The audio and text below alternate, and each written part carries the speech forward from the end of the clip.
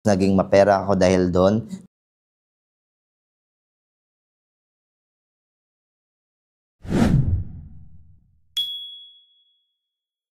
Well, anyway, thank you so much for accepting our invitation, and My pleasure. sana more to go. Yeah. Chika lang tayo lagi. Totoo po. Well, anyways po, based po dun sa profile ninyo is IT kayo for 9 years. Yes. So, pangarap niyo po ba yung IT or childhood dream niyo ba siya or? Okay, ganito yung story niyan.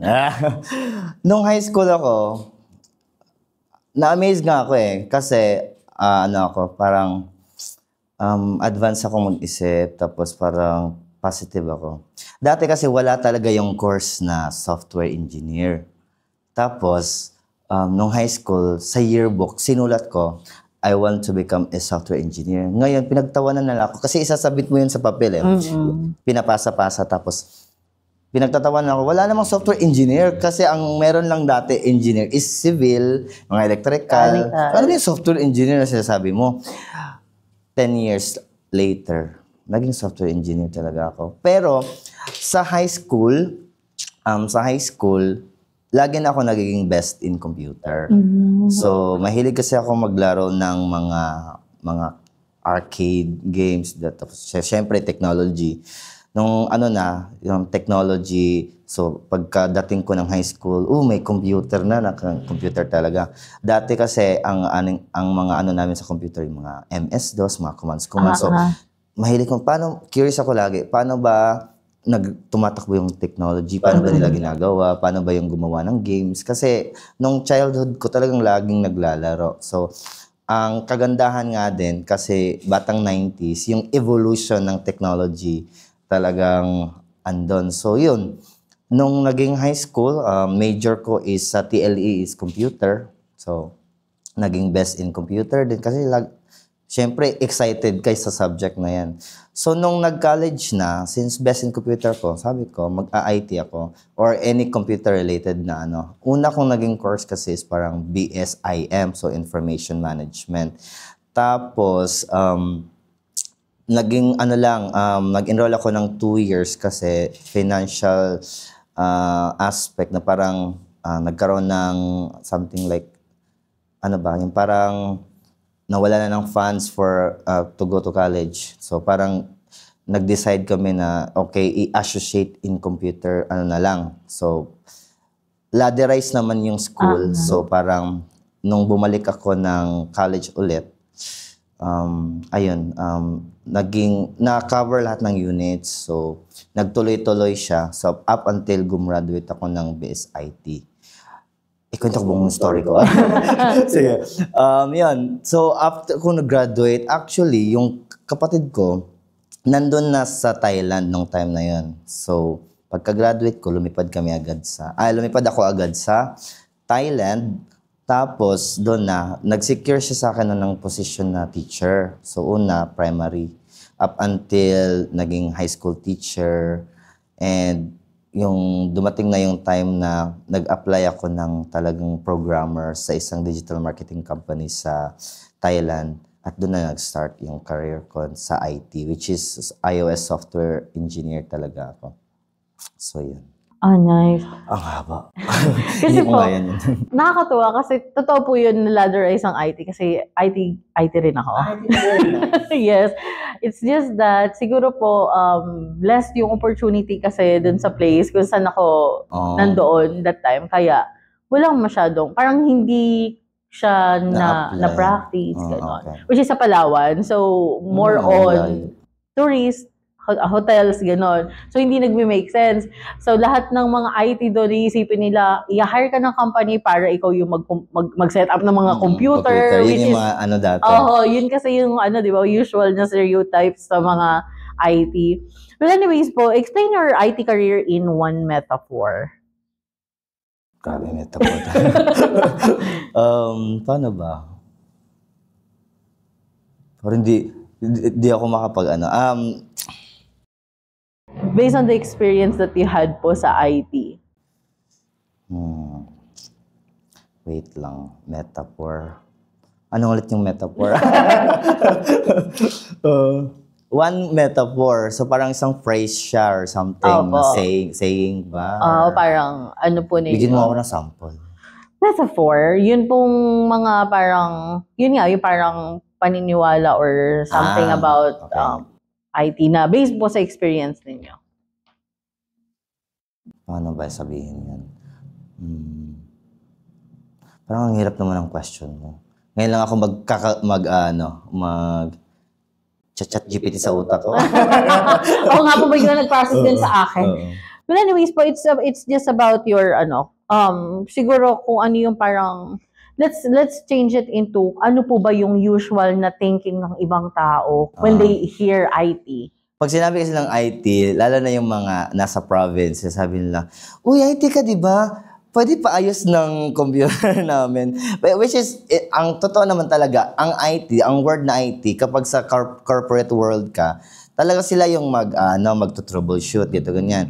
Pero ako kasi, yung forte ko as IT is software. Sabi ko, hindi ako yung IT technician talaga. Base IT ako graduate, but yung forte ko is software engineer, software development, ganon.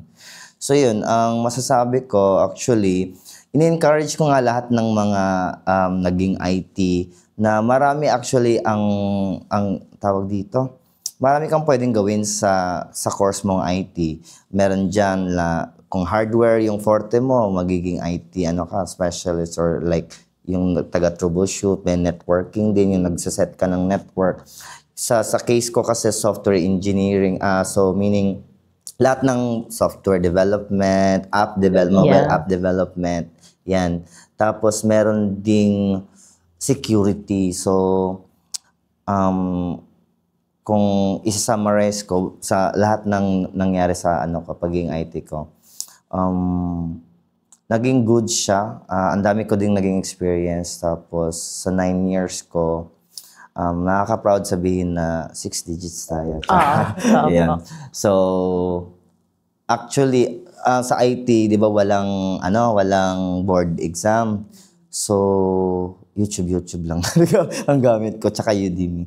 And overall, summary, when it comes to my dream to become a software engineer, talagang natupad na siya. Kaya nga, what's next pagiging software engineer ko? Eto na yun yung ginagawa ko yung sariling business. Okay. So, well, anyway, yung next question ko kasi is about your experience sa ibang bansa. And you said na before ka nagkaroon ng IT career is dumaan ka muna sa like teaching sa Thailand. Yes. And so yun, madami akong naging una, since yun nga, sinecure ako ng position ko na nauna na yung kapatid ko, tapos andun kami.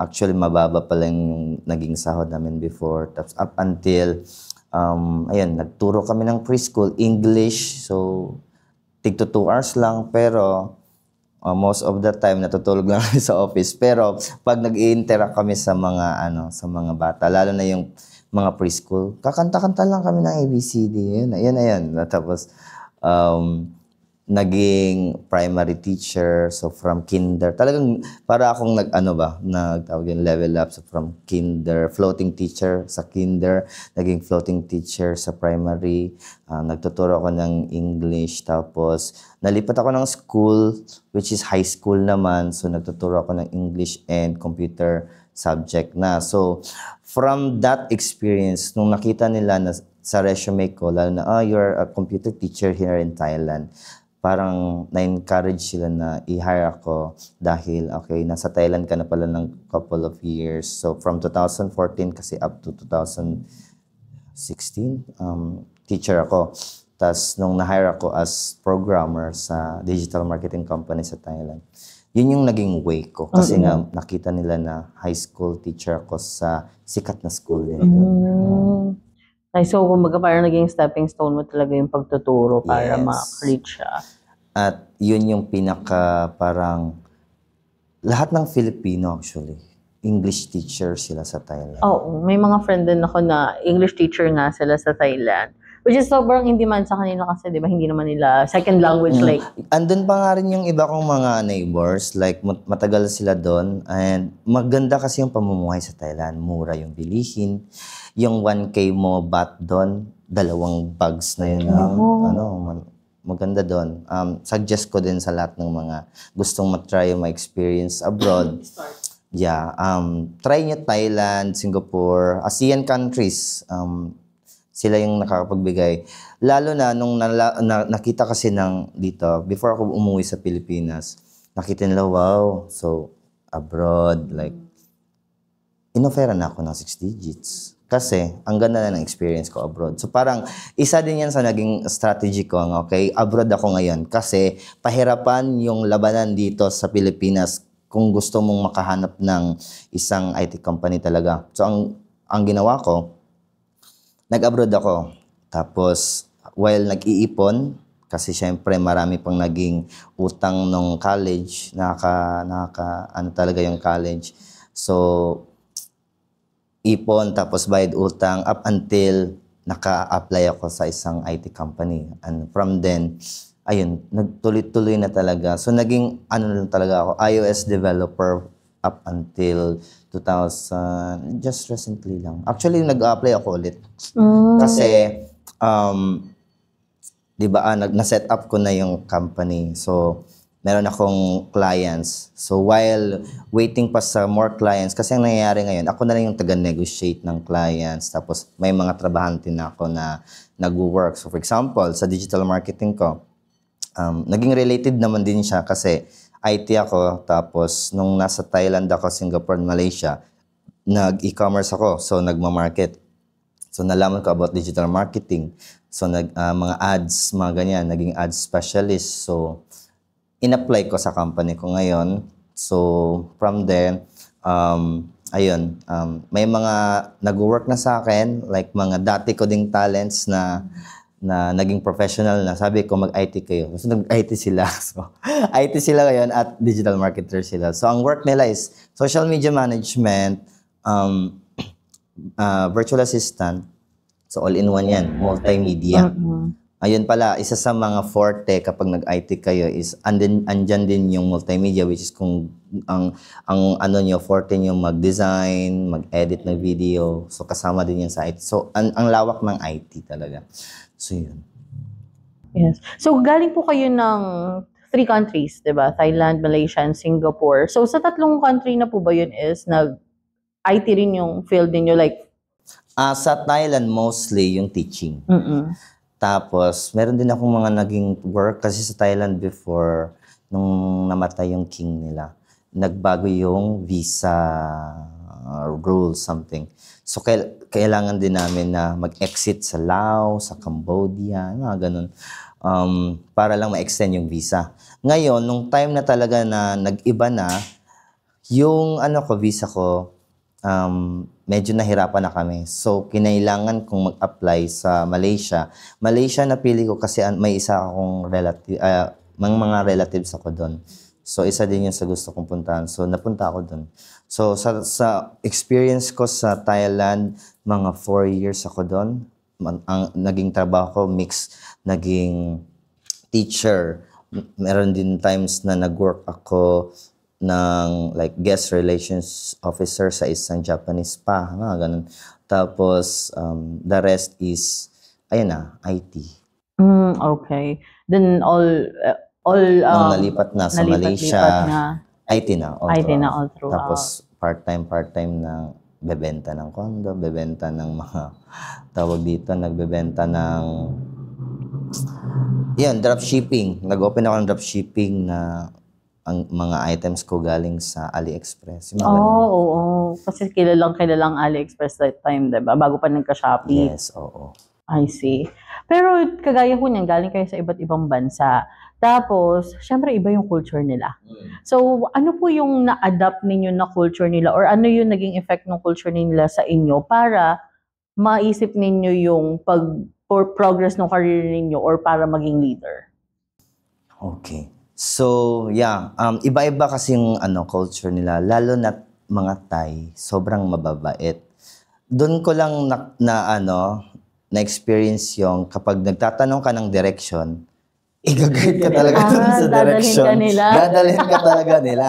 Di ba sa tayo, pag nagtatanong ng saan dito yung ang ituturo, ganito. Andun. Yan. O ituturo, ganun. Sila talaga, i-guide ka. I don't know, parang ganun din ata sa Japan, pero ganun ang Thai. So, when it comes to culture, talagang maa-amaze ka sa mga culture. Sa Thailand yung na-appreciate ko kasi nagtagal kasi ako sa Thailand. Yung kasi sa Malaysia, mix na kasi siya. So may mga Indians, may mga Chinese na din kasi. Tapos kung pure Malay, wala akong masyadong na like pure Malay. At in mixed race na din sa Malaysia and Singapore. Kaya when it comes to culture, mas na-appreciate ko yung sa Thailand. At madami akong natutunan, lalo na yung pagiging professional nila, pagiging kind, hindi sila nagagalit, ganun. Ang babait lang ng mga tao doon. So, naging leader ako dahil like, may mga attitude or attributes na from Thailand na inaano namin. Lalo na nung umuwi ako, like sila kasi nagbabaw sila kapag tumatawid ng daan. When it comes to work naman, talagang malumanay lang silang salita, nakikinig, yung mga ganon. Sa atin kasi sisigawan, babangayan, di ba, mga ganyan. Sa kanila talagang ganon. Wala akong naging major conflict sa mga Thai. Oh, yes. So parang recommended talaga siya na country. Kung yes. Na safe environment at saka hindi masyadong makukulture siya. Merong mga movies na parang di ba may mga movies na parang may mga sindikato, movies lang talaga. Pero mga tao doon sobrang bababait. Okay. Kasi meron nga yung mga gano'n na dadalhin ka daw ng Thailand, tapos hindi ka naman daw sa mismong Thailand, dadalhin doon sa dulo ng Thailand yung patawid ng kabila. Ay, merong gano'n. May mga gano'n. Pero mga pogo yun before. Oo. Ay, hindi siya pogo kasi hindi naman siya sa Pilipinas. Pero same industry. Na parang galing sa Pilipinas, papuntahin, kala nila sa Thailand talaga yung work, yun pala, pinupunta sila doon sa Cambodia, which is mag-work sila sa casino. So, mag-ingat din kayo. Kasi even though yung iba parang nagsasabi sila na legit yung agency, pero doon din sila binabagsak. But anyways, paano kayo nagkaroon ng interest sa sales? Kasi from IT, di ba? Technology eh. Yun. Mahilig akong, nung nasa Thailand pa ako, mahilig akong meron kasing app doon na Meets. Meets means meet up for something like may topic na So, andun na yung mga networking. So, nasama-sama tayo sa mga networking business. Ang dami ko nang napasok na networking business. Ang nangyari, naging training ground ko ang networking. So, may mga strategies na sa networking mo lang din malalaman. Tapos, ayun, ang naging experience ko sa sales is like mga multi-level marketing, real estate. So, nakapagbenta din tayo ng condo. Ayun. Tapos, yung mga community kasi ng mga Filipino, ganun ang nangyayari. Like, mga part-time nila, extra income nila is mga network, mga ganun, mga multi-level, direct selling, mga condo selling, ganun. So, dun ako na-expose. Pero, ang pinaka-first exposure ko talaga sa sales is, nung bata pa, may tindahan kasi kami. Sa hometown namin sa Carmen, Bohol. May dalawa kaming pwesto doon na ako ang isa sa nagbabantay, lalo na pag walang pasok. Ayun. Okay, so bata ka pa lang talaga into sales na rin. Pero yung pong pagiging real estate ninyo is work on the side lang siya, hindi siya full-time? Before. Pero ngayon kasi, magiging full-time ko na din siya kasi na ako sa SMDC as Associate Director for Property Investment. And nag-apply ako ngayon ng license as salesperson. PRC? Yes, sa PRC. Hindi po ba may parang training muna yan? Parang certification? Yes, meron tayong certification sa training. Ang next ko na is yung exam na. Okay. Pero yung pagiging sales po, sobrang relate kasi sales ako. Ang tawag dito, ano po ba yun? Naramdaman niyo po ba siya within you na salesperson ako or nakita mo lang yung potential ng income kaya ka nag-sales? Actually, mas naging interested ako sa sales. Nung yun nga, yung binanggit ko sa'yo kanina, ikakwento ko siya. So ayun na nga, so nung after ko ng Pogo, nag-work sa Pogo as software engineer din, napunta ako sa isang marketing, anong tawag? Mentor, something. Yung mentor na yon, hindi lang siya talaga marketing kasi marketing and sales kasi siya yung, ganito kasi yung platform ng business or pagiging entrepreneur. Lalo na kapag marketer ka, ikaw yung middleman. So, halos, kung para kang isang platform na meet halfway ng both, so, magmamarket ka kung saan yung mga supplier, magmamarket ka kung sino yung customer or possible potential client ng mga supplier. So, doon ako nagka-interest na, ang lalaki pala ng, kitaan, lalo na billions ang pinag-uusapan natin doon. Ang nangyari kasi, since ako yung apprentice niya at naging assistant niya sa mga meetings nung pandemic, ako nagsiset up ng everything. Lahat ng mga kausap ko for billionaires. So, okay, ganito pala maglaro ang mga billionaires. So, doon ako mas lalong nagka-interest na I will build my own company kasi halos lahat ng aspects ng need kong matutunan, feel ko kaya ko na. Kasi sabi nga nila, di ba, parang surround yourself kung sino yung gusto mong maging ikaw. Yes. Kasi doon ka talaga magiging inspired and makikita mo kasi kung paano sila mag-grind, Correct. kung paano sila magtrabaho din. It's also part of your learning. So, paano po yung parang mga naging experience ninyo as sales before? Can you give us overview? So, ang pinaka na-apply ko yung sales nung nag-open ako ng company ko. Pero may mga naging successful sales tayo sa real estate kasi syempre nabentahan mo din yung friend mo kasi ikaw nga mismo bumili. So, bumili ako ng condo. So, parang try mo din bumili habang low pa yun sa real estate kasi diba ganun. Nag-appreciate kapag tumatagal. So, yun. Nag-grab ako. So, I got my first condo when I was 24 years old nung nandun ako sa Thailand. Tapos yun, na-encourage naman din sila. The rest ng sales ko is yung yung networking, mga benta-benta ng mga Tapos nagbenta ako ng skincare doon na from dito. I-mention ko ba yung magiging sponsor kasi natin yan. So yun, sige, saka ko na i-mention. Pero, yan, skincare brand siya na nagustuhan din ng mga taga-Thailand kasi sobrang effective. Oh, nice. Kasi, as we all know, usually Filipino export or import products from Thailand. Yes. Mayroon palang ganito sa Philippines na product. Tapos, lagi akong nauubusan ng stocks. Yun yung na-amaze ako na, meron din pala tayong Kaya nga napaproud ako doon sa still connected pa rin ako sa company as their marketer din. And plan ko din mag-distribute ulit. Lalo na may TikTok shop na. So, yun yung plan ko. Kasi talagang mabenta siya. At hindi sila, kasi malaking companies lang ngayon.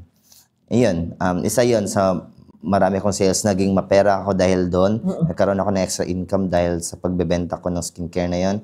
And kahit maraming kalaban sa Thailand, kasi halos lahat, nandun na yung skincare sa Thailand.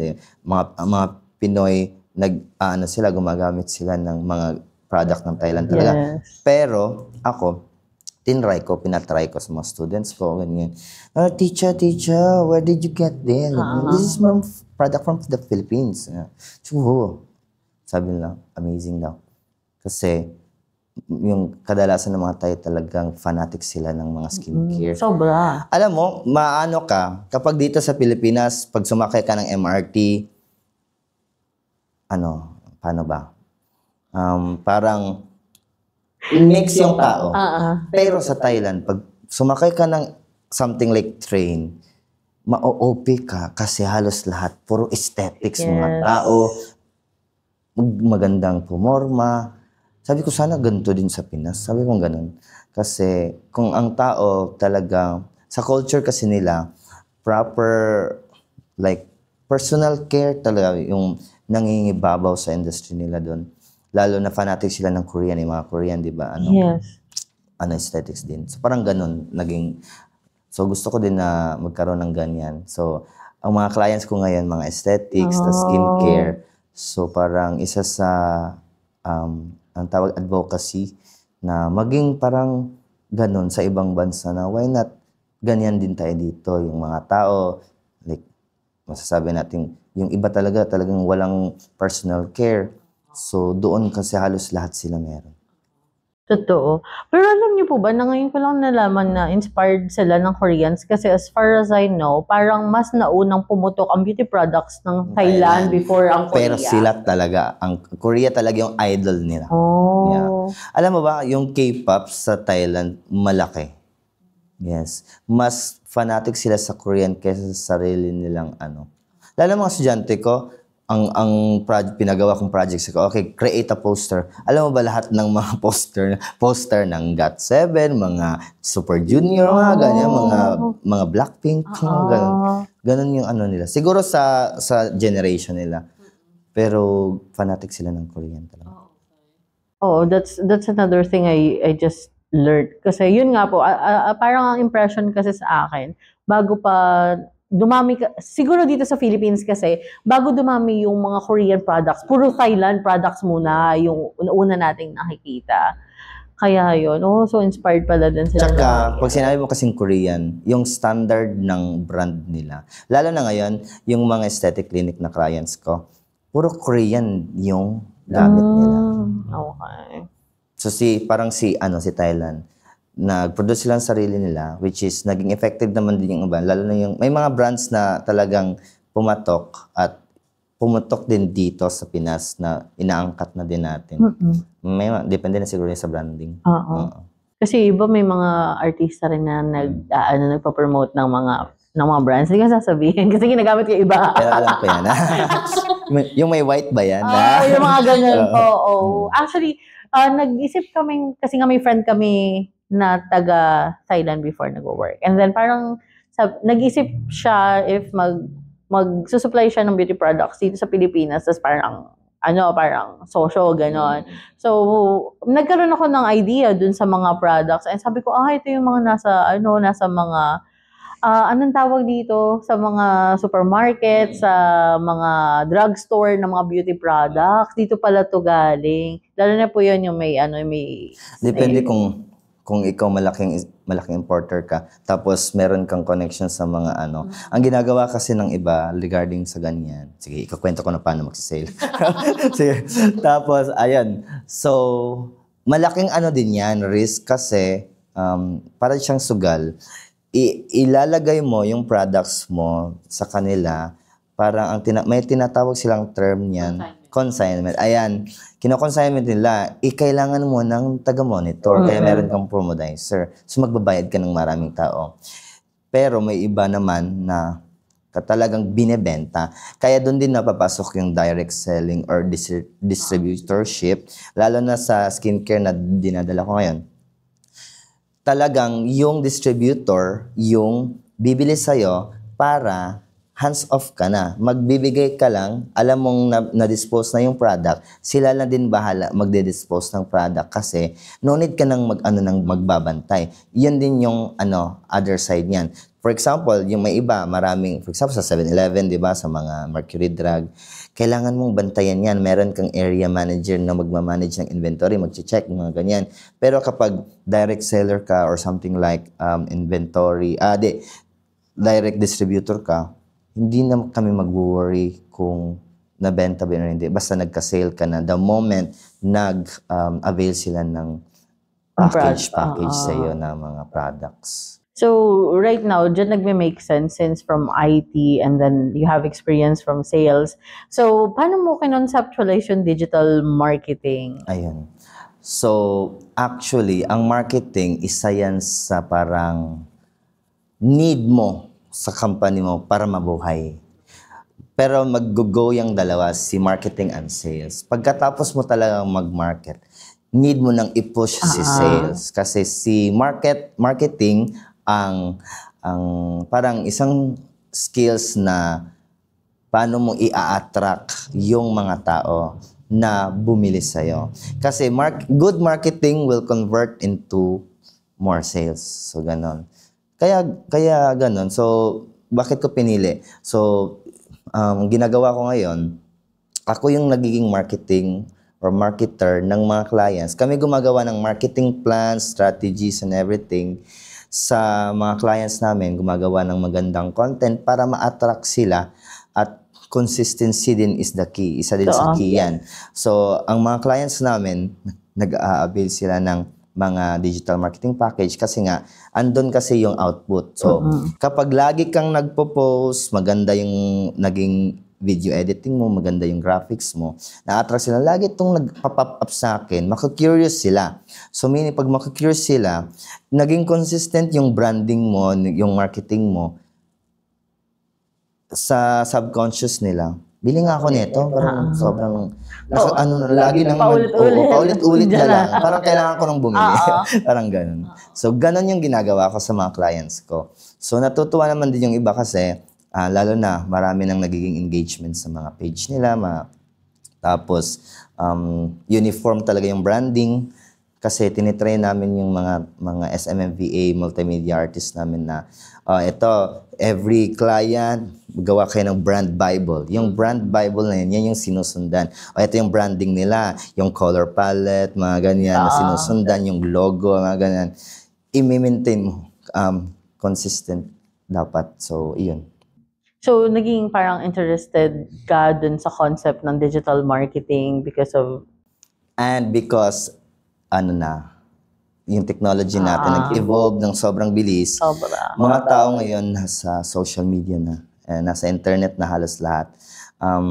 Actually, yung TV, less na lang masyado yung nanonood kasi halos nasa cellphone na lahat. Kaya nga, ang good thing, nakisabay ako sa uso. So, entertainment plus IT kasi nga, andun nag-a-advertise yung mga brands. So, actually, ang very source ng income ng mga ganitong industry is advertising. Plus na yan yung mga, for example, kung sa entertainment man, pag na-market mo ng maayos, may benta ka sa ticket. Di ba? Kapag naman marami kang tao na na-invite, ang ma-attract naman sa'yo is yung possible brands naman. Marami pala silang laging tao sa event nila. So, magsa-sponsors lang. So, ando na yung cash, tsaka yung products naman nila para So, ganun yung ginagawa ko, package. So, parang, okay, si ABE is an entertainment and IT solutions company. So, kung gusto mong ma-boost talaga yung presence mo online, so kami gagawa, kami magmamanage, kami magpo-produce, kami magko-conceptualize ng branding. Tapos, kapag gusto mong ma-involve ka sa mga events, kami magsisend sa inyo ng proposal kung kaninong organizer ang pupuntahan natin para mag-sponsor ka. Ganon. Kasi gusto nila yan. Oo, totoo. So, kung mayroon kang event, pwede ako as parang representative sa clients ko. Ganon. Ganon yung nangyayari sa akin ngayon. Totoo. Yeah, kasi ang tawag dito, ang ganda lang kasi from technical sales, now you're into creative. So what makes you move into creative side naman po? Sige. Creative side, actually, di ako masyadong pero nung bata pa ako, talagang nagdo-drawing din ako. Meron din akong mga arts something. So, ang passion ko talaga is nasa arts, pero performing arts. Siyempre, sa performing arts, you need to be creative din, lalo na kasi kami yung gagawa minsan ng costume namin. So, na-apply mo rin yung mga natutunan mo ng elementary na nag-arts kayo. Na-apply mo yan. So, from there, since digital nga, so kung ano yung naging like kung artistic ka, sa sarili mong kamay, pwede mo siyang i-apply, i-convert into digital art. So, parang ganun. So, mahilig kaming mag-design. Ang ginagamit namin is like yung mga Adobe, mga Canva, mga ganun. Tapos yun. Basta kung may proper arrangement lang naman sa design, pagiging aesthetic ng design, tapos consistent mo lang yun. So yun, other creative side, lalo na yung mga gagawa ka ng script, gagawa ka ng mga tawag dito. Yung mga anong sasabihin para ma-attract din yung tao. So yun, sa college din, paano ako napunta sa creative side, meron na akong elective na about din sa creatives. So parang ganun. Na-relate ko lang. Halos lahat naman lang yan napagdaanan ko din. Kaya Hindi din ako nag-go sa isang industry na hindi ko alam. So, inaaral ko muna. So, collective lang talaga siya ng lahat ng experience ninyo. Mm. Kasi, yun nga, sabi ko kanina, from technical, IT, syempre code, software. Yes. Software, then nag-interest into sales, and now you're into like entertainment. Mm. So, ano po bang meron si ABE Entertainment today? So, to discuss, guys, overview ng ABE. Si ABE kasi, ang pinaka-ultimate goal niyan is, syempre, nakita ko kasi, at na-compare ko, syempre, may experience ako abroad. Iba yung pamumuhay ng mga tao sa abroad kaysa sa atin. Ang cost kasi niyan is poverty. So, ang pinaka-goal ni ABE is, at least maangat yung level ng pamumuhay ng mga tao. May plan kasi ako na gumawa ng isang app, isang platform na halos lahat makakapag-work. So meaning, pag lahat nakapag-work, edi magiging 0 yung percentage ng unemployed. So at least yan kasi yung pinakapunot dulo eh.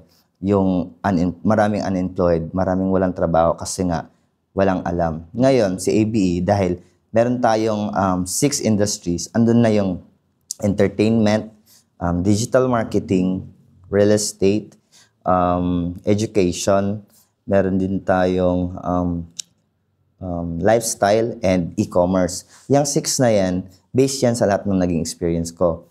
Ang entertainment is my passion. So kaya,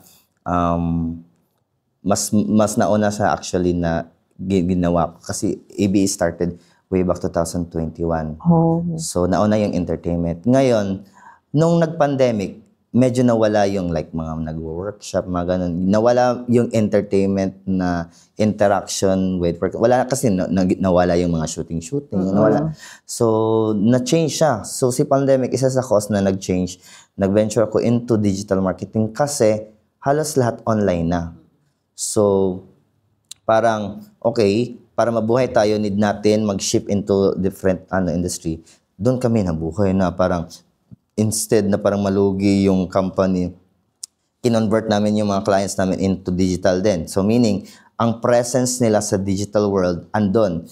O nakikita nila na merong yung mga clients ko kasi before is may mga resto bar, tapos may mga, di ba resto bar, dapat magko-close siya kasi bawal muna Pero ang ginawa ng resto bar is gumawa kami ng nag-set up kami ng mga delivery service, mga ganun. So, ako mismo is like, pag nagko-consult sila, all-in-one ko na business consultation, everything. So, yun, doon na focus. Pero yung pinaka-question mo, bakit ito yung ng company? So, yun nga, ang pinaka-ultimate goal is mapaangat yung buhay ng mga Pilipino through sa gagawin kong platform. So, dahil sa gagawin kong app, magagamit siya ng lahat, which is, yun yung parang yun na yung pinaka-way na halos lahat. Di ba, meron ng Grab, marami ka nang pwede actually gawin kung talagang hindi ka tamad. So, so yun. And sa educational side, ituturo namin kung paano gawin yung skills na yan na need mo doon sa gagawin kong platform. Parang ganun. So, ang advocacy is like turuan ng turuan, yung mga hindi natuturo sa school, na mga tinuturo namin. Gaya ng, hindi lang naman kasi kami performing arts lang. Ang iba namin tinuturo is yung mga entrepreneurship. Tapos, meron din tayong mga skills na nakafocus doon sa industry na iniikutan namin. For example, yung pagiging, wala kang alam sa IT tapos gusto mong matuto. Nag-ano kami ng bootcamp na kung gusto mo maging iOS developer kagaya ko, mag-train tayo ng 1-week bootcamp. Meron tayong ganun. Yung mga skills na need, lalo na mga sales, marketing, entrepreneurship kasi hindi masyadong natuturo yan. Pero nung elementary, natuturo yan, pero parang pagkalaki mo, parang nawala na din. Pero gusto ko yung ibalik. Kasi kapag maka-generate ka ng maraming business, kung ikaw isa kang business owner, makakagawa ka ng difference. Kasi bakit? Makakapagbigay ka ng work. So, from that, maaangat mo ang antas na pamumuhay ng iba. Lalo na, may iba na underemployment, may percentage na unemployed, meron ding percentage na marami yung underemployed. Bakit? Dahil pumili sila ng kurso na hindi match. Available. May mga kurso na parang ganito lang, pero ang society na ngayon natin is iba na, more into digital. So gusto ko yung i-offer yung mga ganon na mga skill set para maka-jump into sila sa generation natin ngayon. So isa din yan. Tapos, ayun, dahil dyan, kapag meron ka ng skills, meron ka ng natutunan mo na lahat ng yun, tapos andito yung platform, kapag ando na lahat, makaka-join ka. Hindi ka ma-left behind. So, ang advocacy is, i-market mo kung ano yung ino-offer natin sa AB para yung mga tao makapunta. So, isa din sa strategy namin is, since barangay ang pinaka-smallest unit at doon yung mag-go kami sa per barangay at ituturo kung paano ka magla-livelihood na digital naman. Kasi ngayon, actually, may mga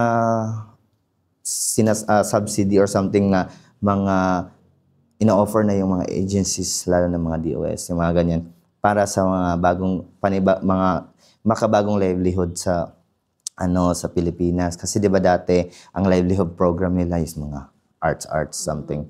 Iba na ngayon. Oo. So, ngayon kasi lahat ng tao nasa online na. So, dapat alam mo, literate ka dapat sa kahit paggamit ng cellphone or computer, dapat literate ka na sa panahon ngayon. Ayun. So, usually, since ganyan nga yung goal ng platform and also part of it, so basically, si ABE is trying to create something that will help everyone para makakatch up into digital world. Yes. And since part of it is also entertainment, so nag-i-spot ka rin ng mga talents. Correct. So how do you spot them and paano mo nurture yung mga raw na talents na meron sila? Alright. Lahat ng tao talented, lalo na mga Pilipino, mga talented yan. Kailangan lang nila ng konting push, ganyan, konting training para makaano ka. Sa ABE, open kami sa lahat ng talent. Hindi kami nagdi-discriminate. Kung meron kang something pero may talent ka, pasok ka. Ang ginagawa namin ngayon sa mga audition na mga naging auditions namin, may mga nagsistay, yung iba naman kasi kailangan nila ng sustainability na kailangan nilang magkaroon ng maraming project lagi. Pero yung iba naman sa amin, kapag sa entertainment kasi, hindi talaga yan pang full-time. So, ine-explain namin, kaya kami merong side na entrepreneurship kasi tinuturuan namin yung talents namin na hindi sa lahat ng oras, like, andito ka, mayroon kang project, kailangan mong mag-business, kailangan mong magkaroon ng side hustle. So, yun yung tinuturo namin. Pero regarding sa talent naman, kung paano ako sa spot ng talent, pinapa-audition ko. Ang auditions kasi is mga lang yan, like formality. Pero, ang importante kasi is yung attitude mo. Like yung driven ka ba talaga na gusto mo talagang i-pursue yan. O ano yung mga gagawin mo para ma-pursue mo yung dreams mo. May mga questions ako na every audition, tinatanong ko talaga sila kung ano yung pinaka-ultimate goal. Ultimate goal nyo lang ba makasampa sa stage? Yan na ba yun? Sasabihin ko, yan na ba yun? Hindi. Lahat dapat tayo ang ultimate goal natin, maiangat ang buhay natin. Maiangat lahat ng antas ng pamumuhay natin. Start ka lang sa entertainment, pero wag kang mag-stay dyan kasi may times din talaga na malalaos ka. Meron kang backup na stable source of income mo. Yun yung tinuturo namin. Nice. So, hindi lang siya basta mag-nurture ng talent para meron kayong ilabas at meron kayong bigyan ng project or para meron kayong pagmalaki na okay, ABE Entertainment yan. But also, you nurture them, you teach them how to paano mag-elevate yung life outside the spotlight. Stepping stone lang yan. The moment na, for example lang, the moment na ando na yung spotlight sa'yo, nagkaroon ka ng break na malaki, huwag mo nang sayangin na mag-party ka lang doon sa break mo. I-invest mo na sa business agad. Yun yung mga tinuturo namin. Kasi, based doon sa lahat ng mga naging problem ng mga naging sikat before na nung nawala na sila ng spotlight, hindi sila nag-business so bumagsak talaga sila. Kailangan mo na may iba, ngayon naman sa generation, marami na ding artista na pagka nung sumikat na, ginrab talaga nilang opportunity na magtayo ng business kasi nababranding nila yung sarili nila sa mga business nila. Advantages nila yun para ma-market. Oo. Para kahit di ka na sikat, at least yung business mo, andyan. Diba? So aside from that, usually, ano po yung mga lesson na lagi ninyong sinishare sa mga talents ninyo? Ayun. So, apart from na-mention ko na yung regarding sa dapat may side hustle, so maging kind, yung mag-look back ka sa sino-sino yung mga taong tumulong sa'yo. Makinig ka sa taong nandun na, ganon. Kasi maskin ako sa sarili ko, hindi ako nakikinig sa mga taong dahil nagkamali sila, wag mong sundin. Ang lagi kong pinapakinggan, gaya ng sinasabi mo, surround yourself with positive people na mga nandun na yung nakamit na nila yung dreams nila, sila yung tatanungin mo. Magpa-mentor ka sa kanila kung talagang gusto mo. So, ang advice ko sa lahat ng viewers, lahat ng tao, for me, opinion ko din naman to, mag-take ka ng advice doon sa mga taong nandun na. Meaning, na-experience na nila. Kasi, for example lang, nakinig ka doon sa taong hindi naman nag-success. Tapos sasabihin, huwag kang maganto kasi ako nga, hindi nga ako nag-success. Di ba? Parang, pinatay mo yung dream niya. I mean, parang ganun, isa ka sa Pero ako kasi parang, marami, lalo na sa mga relatives, mga ibang kakilala, hindi na naniniwala kasi nga, hindi nila ma-comprehend yung idea ba. So, hindi kasi nila alam at hindi sila nakapag-interact sa mga billionaires, kung paano mag-isip ng mga billionaires. So, doon ka sa taong mga billionaires, millionaires, sila yung mga taong, hindi naman sila, hindi sila, tawag dyan, selfish na magbigay ng mga ideas. Sila yung pinaka-generous magbigay ng mga ideas kung paano mo gagawin to. Alam mo ba na ganito lang to? Gaganunin ka. So, marami kang matutunan sa mga taong nandun na. Huwag kang mahiya at huwag kang ma-overwhelm na makaharap ng billionaire. Uy, billionaire yan, ito ganyan. Hindi. Dapat nang gumanan ka, billionaire ka. Uy, na. Makichika ka talaga sa billionaires. I agree. Kasi usually, yun nga, yung mga usual na, actually may mga maraming billionaires na gumagawa ng content nila and most of them, they are selling their knowledge. Diba? Kasi hindi naman nila kinikip yung skills na meron sila. They wanna share it, but of course, they have to get the advantage of having it. So, kaya, sa teleserye lang yan. Yung mga ganyan, yung nakukote na yung mga mayayaman is masasama pa, hindi. Kabaliktaran yan. Sila yung mga taong talagang tumutulong kung sinong gustong magpatulong. And sometimes, tingin ng tao, madamot sila or, ang tawag dito, mapangmata. Anong tawag doon? Yung mapangmata sa mas mababa sa kanila, parang mata pobre. Yung mata pobre. Pero hindi nila alam, these people are just protecting their kung ano meron sila. So, ayun, parang of course you have to keep yourself safe din kasi kapag nandun ka na kasi maraming mata yung nakatingin din talaga sa'yo. So, yun. And anyways, so ano po ba yung biggest myth usually na about career success na gusto mong i-break sa mga listeners natin? Okay. So may myth and facts tayo. Parang gano'n kasi di ba, especially Filipino napaka-common sa atin na may paniniwala tayo na yung career success is about ganito or dito galing. Parang gano'n. Kadalasan sinasabi nila, magiging successful ka lang kasi masipag ka or kasi successful na yung family mo dahil may pera ka. Hindi. Actually, makapag-start ka ng business kahit wala kang pera basta may alam ka. So, ang dapat may alam ka.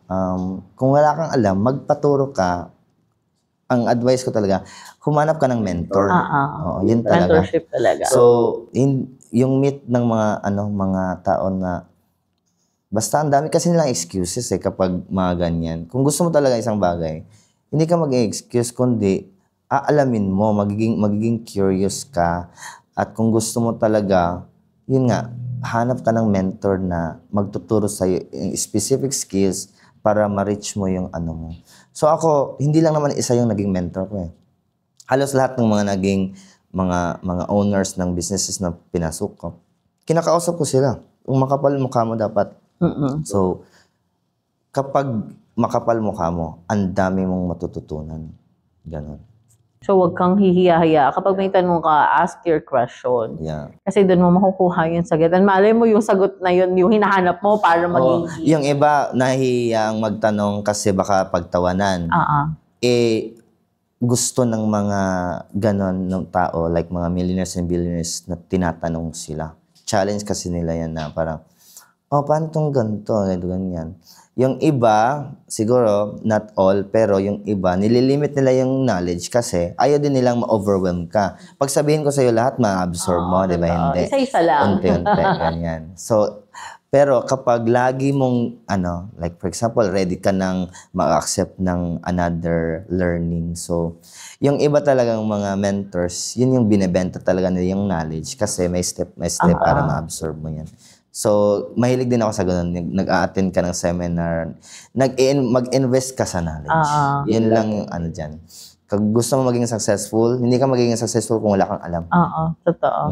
Sabi nga, knowledge is power. Yes.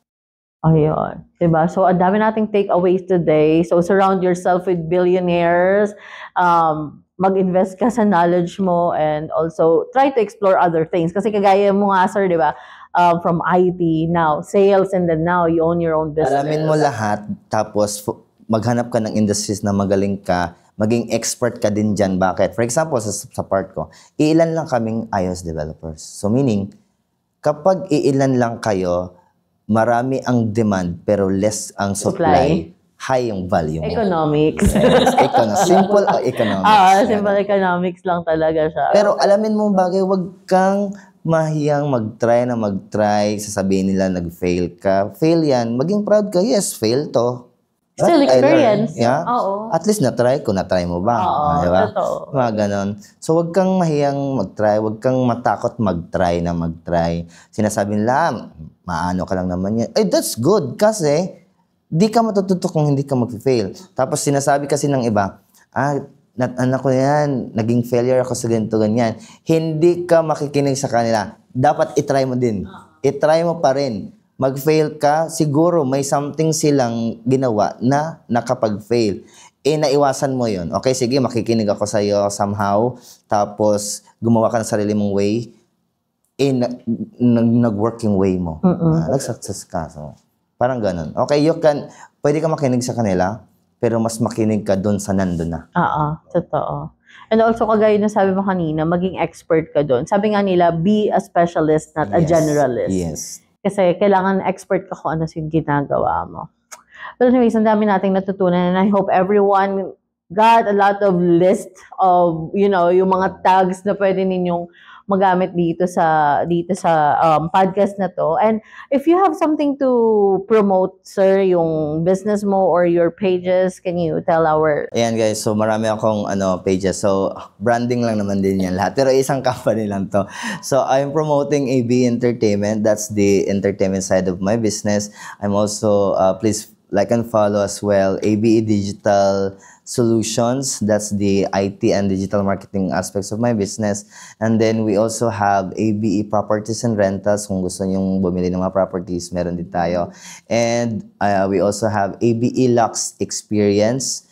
So kung gusto nyong ma-experience yung aerial tour with the chopper or mag-rent ng private charter like jets and mga yacht cruise, nagko-coordinate tayo at nag-organize tayo ng mga ganitong experience din. Tapos we also have ABE Academy. So andito yung sinasabi ko kanina na performing arts trainings, we have mga skills trainings and entrepreneurship, lahat ng all about business na need mo para umangat ka sa buhay. Tinuturo natin yan. Personality development. Then lastly, meron tayong, hindi pa namin to nalalabas na branding, pero sa ABE meron tayong e-commerce naman. So, ang ginagawa namin so far ng e-commerce is yung mga clients namin. Pero magkakaroon din kami sariling e-commerce. Tapos, pinopromote din namin yung, meron din tayong studio. Kahit konting, malit na studio lang siya, pero good siya for like, gantong setup din, actually. Yes. Ayun. So, thank you so much for being here, sir. And I hope may mga next episodes. Yeah. So, kung gusto niyo pang maraming chika sa akin. Yeah. Learn from the expert and experience. Yeah. Diba? Yun lang. So, thank you so much, guys, for watching and see you on the next episode. Bye-bye!